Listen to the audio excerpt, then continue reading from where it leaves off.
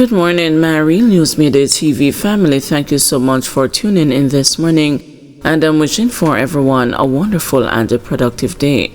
And in the news this morning, 48-hour curfew extended in sections of Richmond to St. Mary. The 48-hour curfew imposed in sections of Richmond to St. Mary has been extended. The curfew resumed at 6 p.m. on Monday, July 14, and will remain in effect until 6 p.m. on Wednesday, July 16. The areas of the curfew are as follows: north from a section of the Beecham Hill community running to a section of Richmond Town, east from the section of the Richmond Town Center running along an imaginary line heading south to Zion Hill, south from a section of Zion Hill running along an imaginary line westerly to a section of Essex Flint River, west from a section of Essex Flint River running along an imaginary line northerly to a section of the Beecham Hill community. During the hours of the curfew, individuals within its boundaries are required to remain within their premises unless otherwise authorized by the ground commander.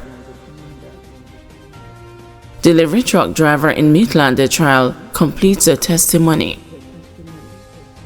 The truck driver who transported what he described as a larger settee from Constable Noel Maitland's Chelsea Manor apartment to a car wash on Lyndhurst Road in St. Andrew in July 2022 completed his testimony on Monday in the murder trial in which the policeman is the defendant. Maitland is on trial for murder and preventing the lawful burial of a corpse in relation to the July 12, 2022 disappearance of his social media influencer, entrepreneur girlfriend, Donnelly Donaldson. Donaldson was last seen at the Chelsea Manor, where she reportedly had gone with Maitland. The truck driver was told on Monday morning that he was free to go and was released as a witness in the case after Maitland's attorneys had very few questions for him during cross-examination. Chadwick Berry, one of the lawyers representing Maitland, asked the witness about the color of the settee he transported to the car wash and if he had told the police in his statement that it was burgundy. The witness said that he never told that to the police in his statement. He said he told them that it was either red or brown, but couldn't remember exactly. What he said he knew for sure was that it was a darker color. Berry then asked him which one was the truth, and the witness said he never told a lie. Berry had no further questions for the witness. In addition to Berry, Maitland is being represented by Christopher Townsend, Sanjay Smith, Casey and Kennedy Sherman, and the Barbadian King's Counsel, Larry Smith. After the truck driver left the witness stand on Monday, Senior Prosecutor Claudette Thompson told the presiding judge Leighton Pusey that there were no more available witnesses for the day. She said that contact would be made with other witnesses in the case to alert them that they need to make themselves available for today when the trial is expected to continue. Prisoners complain of harsher conditions at the St. Catherine Adult Correctional Center. Several inmates at the St. Catherine Adult Correctional Center have alleged that they have been deprived of visitation and recreation rights by wardens who are on go-slow or on the verge of going on strike over monies that they say the government has owed them for years. In a letter to Michael Jackson, Executive Director of Rights Watchdog Jamaicans for Justice, the inmates claim that warders reported sick, gone on leave, or just don't turn up for work, and it has been affecting us, the inmates, who are being deprived of our recreation time and visitation because the inmates are being let out of their cells very late. We are being let out of our cells at 11 a.m. each day, and by 12 to 12:30 p.m. they lock us down. All our urine, feces, and slaps has to stay with us inside our cells until the next day, the inmates claimed. Complaining further about restrictions on visitors from the outside, the prisoners said, our rights to visitation from family and loved ones are slowly being taken away from us. We used to be getting 6 visits for the month. We are now getting 3, which is 1 hygiene visit where you can only get 1 of each items. It's the same procedure that goes for our food visit. 1 small dish of food, 1 bola, 1 biscuit, 1 bun. They cited frustration with the parole system, contending that they have been deprived of the right to parole by officers who are in charge of the program and refuse to call the inmates who reach their time to apply for parole. There isn't a proper infrastructure nor resources to host any rehabilitation program here in the Jamaican correctional prison system. Only a few correctional officers here believe in rehabilitation. Jamaican correctional officers or wardens did not train to rehabilitate prisoners. They were trained to enforce a punishment, the inmates complained in the letter.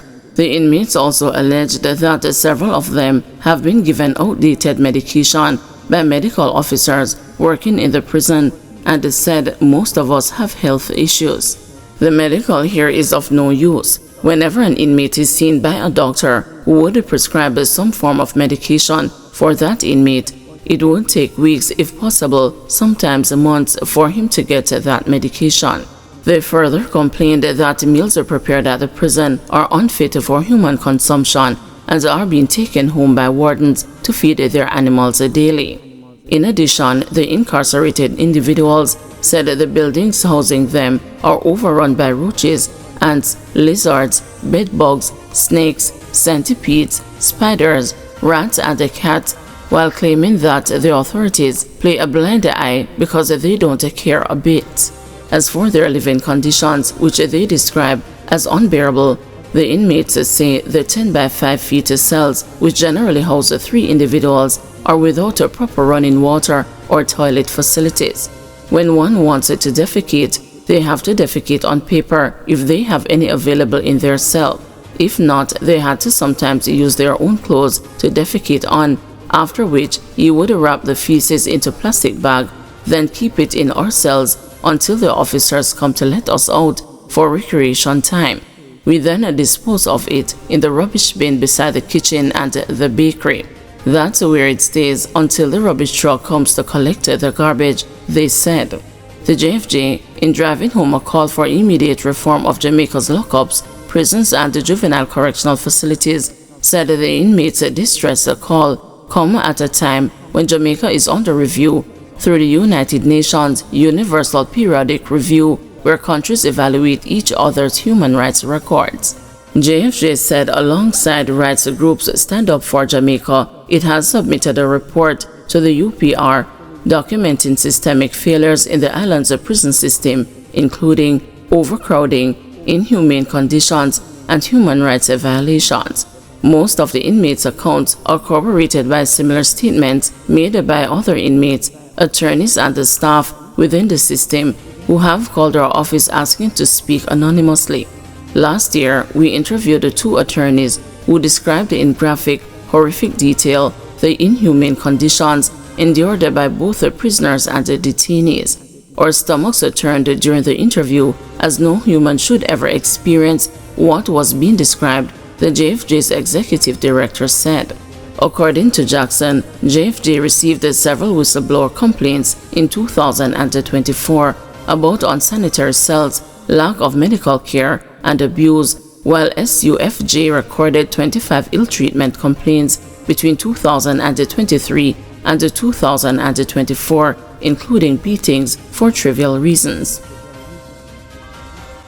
Golden vows to remove bureaucratic red tape stifling business. Opposition leader Mark Golding says a People's National Party administration will remove the bureaucratic red tape which has been stifling the business climate in Jamaica. Speaking at a party meeting in Clarendon on the weekend, Mr. Golding declared that the PNP has a long list of programs it wants to share with the electorate during the build-up to the general election. But Mr. Golding said that the party will only reveal the plans when the date of the election is announced.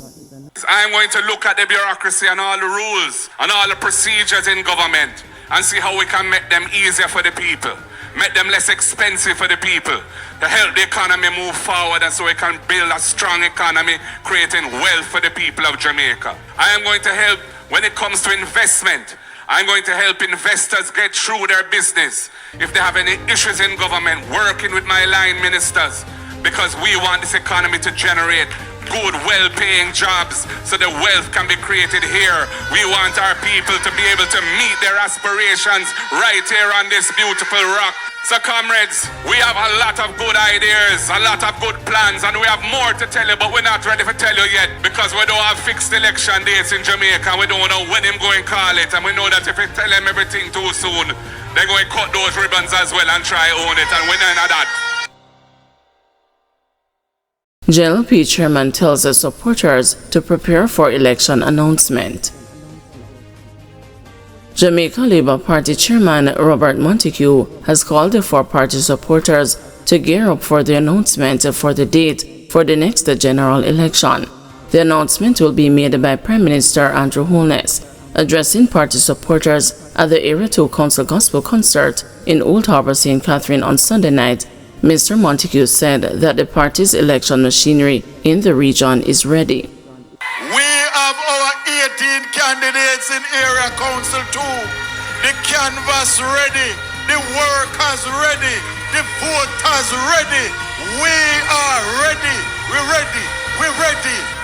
As we warm up and truckle up and fix up and get ready, I want you as you go about and you get your good ideas to forward the good ideas to the party so we can put them in a manifesto, so we can present it to the people of Jamaica and we can say to the people of Jamaica, these are the plans that we have for you, plans to prosper you and plans to make you good, wealthy and strong, because the Jamaica Labour Party is on a mission to move Jamaica from poverty to prosperity, and we have been doing a good job. Guys, thanks for watching. Please join us this afternoon at 2 p.m. for another news update.